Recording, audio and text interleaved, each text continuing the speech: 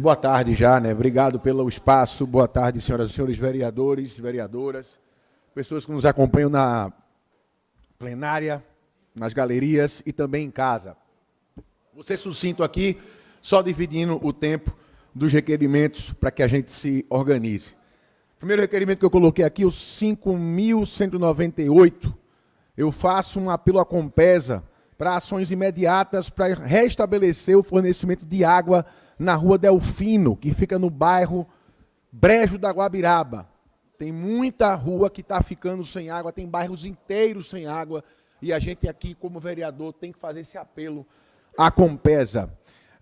O outro requerimento que eu vou discutir aqui é o 5200. Nesse, eu solicito à Secretaria de Segurança Cidadã ações urgentes de fiscalização e enfrentamento à perturbação do sossego público na Avenida Pernambuco, que fica na UR1, no bairro do Ibura. As denúncias são muito sérias, são denúncias não só de perturbação do sossego com relação ao barulho, mas também com relação a menores consumindo bebida alcoólica, fumando, e isso tudo a gente precisa tomar conta. E mais uma vez eu lembro, Secretaria de Segurança Cidadã do Recife. Se o Recife não tivesse como sua premissa, se a cidade do Recife não tivesse como premissa promover a segurança, não teria uma Secretaria de Segurança. Isso é pura obviedade. Para esse requerimento ou para o próximo? Esse é o 5200, né? Eu vou entrar nele agora. Não, é esse. É esse? Fica à vontade. Ou a parte da vereadora Ju Cavalcante. Senhor vereador, é legítima a preocupação com o bem-estar da comunidade, mas a gente tem que ter cuidado com os caminhos dos requerimentos que são colocados aqui, de como é colocado esse tipo de conflito urbano, porque a resposta do poder público não pode se limitar a rondas e a aparelhamento da polícia dentro das comunidades quando tem eventos periféricos. A gente está vendo uma onda aí no Brasil todo da perseguição da população periférica, inclusive da juventude periférica, que tenta colocar a sua cultura da periferia dentro dos espaços da comunidade. Inclusive, o baile que o senhor cita, que é o baile do Inferninho, assim como o baile da Paz, que existe lá na Várzea, são bailes que giram a economia total dentro da comunidade, para aquelas pessoas que trabalham com esses eventos, para os produtores culturais da comunidade, principalmente da comunidade da segurança no todo. Então, assim, eu fico preocupada quando a gente coloca aqui, porque essa criminalização desse espaço de representatividade é justamente o que incrimina o jovem preto, que hoje não tem nenhuma liberdade de estar em outro tipo de lazer. Então, esse baile faz com que essas pessoas não precisam sair dos seus territórios para ir para outro território, ou seja, aquele território ali é legítimo da comunidade,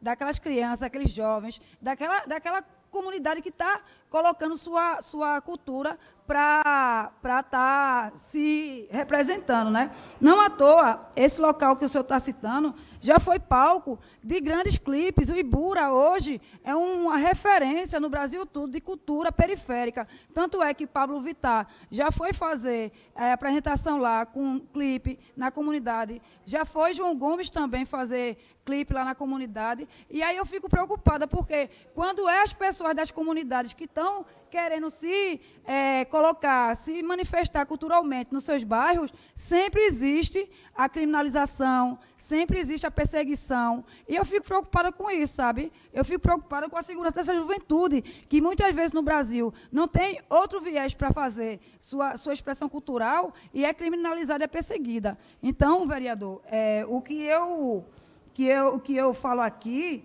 o que a gente tem que fazer é falar sobre a liberdade de expressão da comunidade, ter a questão da segurança, mas assim, a própria comunidade, eles fazem a segurança deles por entender que aquilo ali é uma expressão cultural da periferia.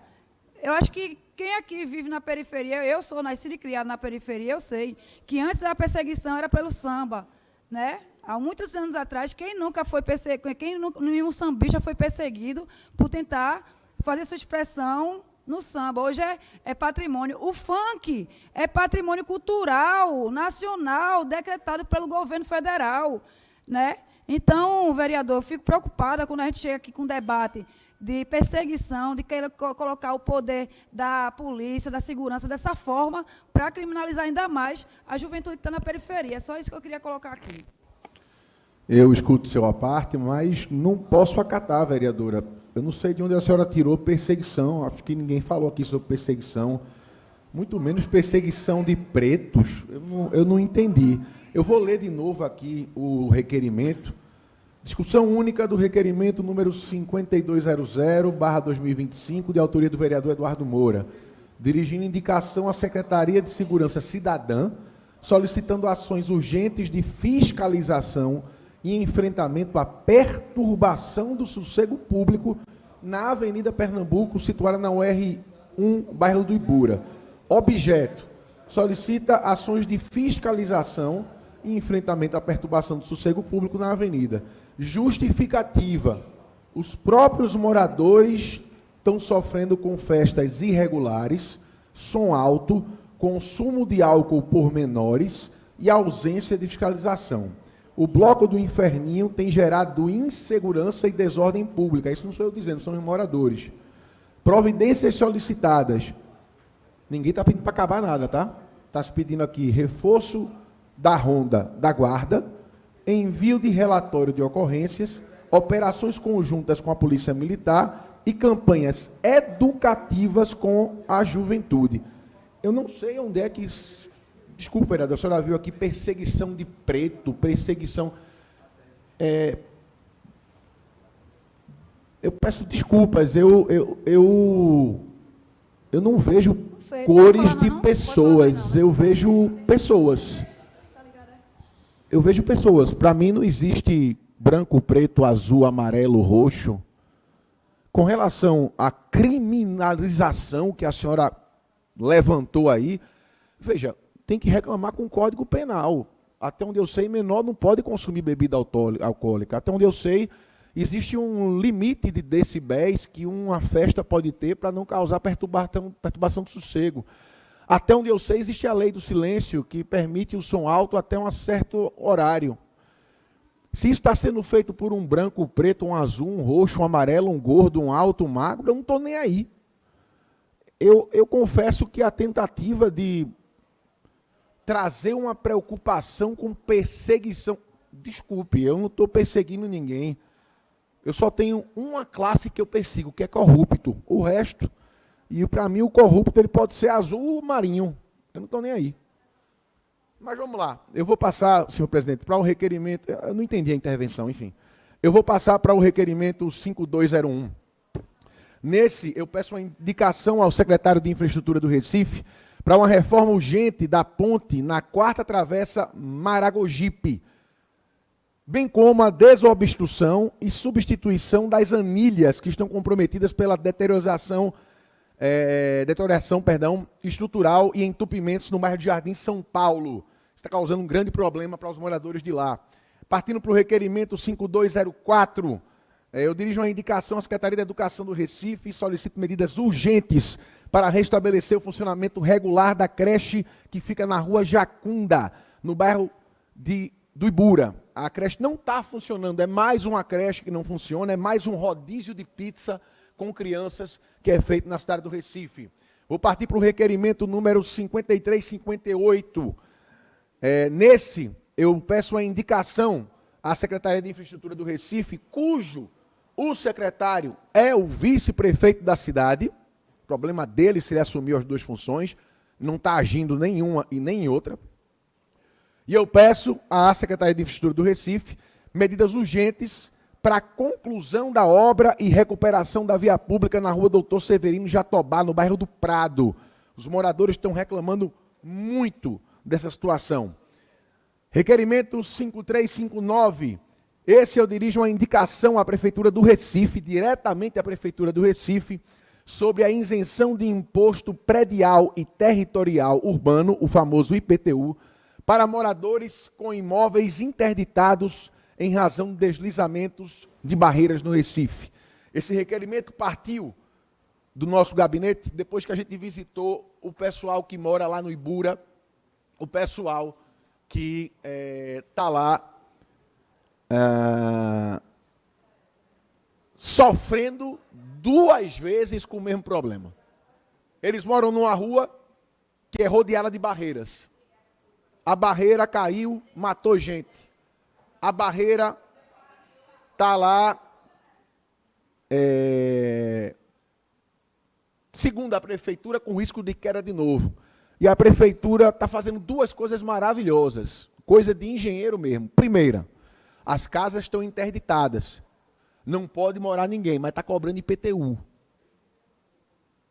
É lá em Lagoa Encantada isso. Como é que pode? Como é que se pode cobrar IPTU de uma casa que já está condenada e está lá parada, interditada? A segunda coisa maravilhosa, e essa é uma coisa assim fantástica, o prefeito da cidade, engenheiro, o vice-prefeito da cidade, secretário de infraestrutura, eles fizeram um projeto para essa região. Onde não pode ter casa, eles vão botar uma quadra. Mas peraí, se não pode ter casa, porque há o risco da barreira cair, porque pode morrer alguém, aí vai botar uma quadra? É para quê? É para criança morrer, então? Enfim, não há qualquer justificativa para o projeto que foi colocado, então a gente pede aqui a observância disso com o mínimo de coerência de que uma casa interditada, porque pode a barreira cair, não pode ser usada, como é que se pode cobrar IPTU? Eu passo agora para o requerimento de número 5360. Eu dirijo uma indicação ao prefeito do Recife sobre a revisão do valor do auxílio emergencial concedido às famílias atingidas por barreiras, especialmente na região de Lagoa Encantada, na mesma região dessa história do IPTU, que fica no Ibura. Hoje, são R$300 de auxílio moradia.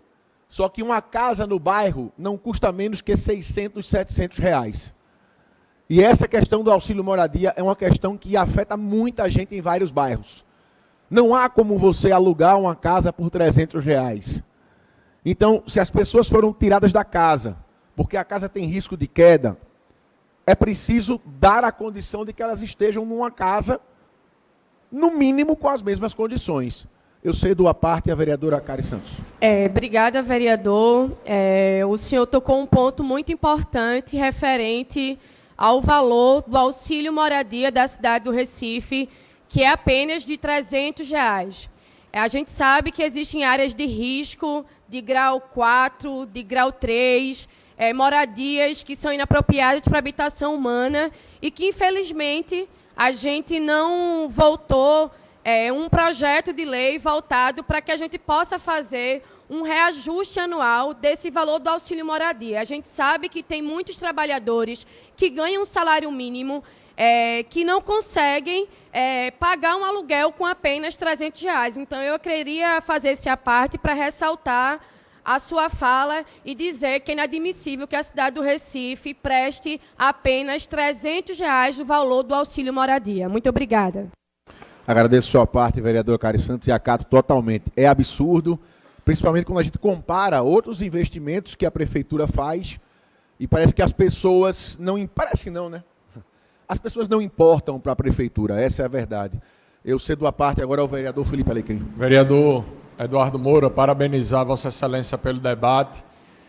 Parece incrível quando a gente avalia a aprovação, por exemplo, de um empréstimo na ordem de 900 milhões e a gente não vê as coisas acontecendo aqui na nossa cidade. É um escárnio com a população que vive em situação de vulnerabilidade, disponibilizar R$300 de auxílio aluguel. Nós fizemos inúmeras fiscalizações, isso é um debate antigo nessa casa. Existe habitacional para cair, como do Arruda, por exemplo, um bloco inteiro interditado.